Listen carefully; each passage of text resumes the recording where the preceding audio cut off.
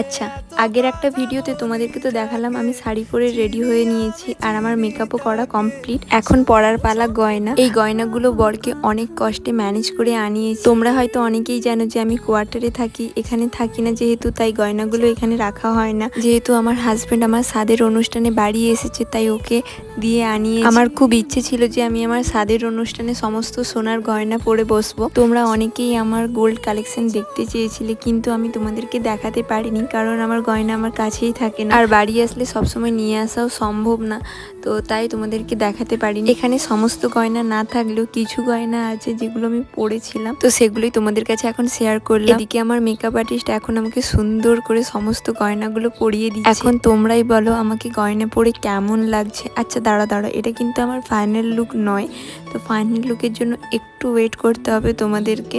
তো পরের ভিডিওতে তোমাদের কাছে শেয়ার করবো আমার ফাইনাল লুক।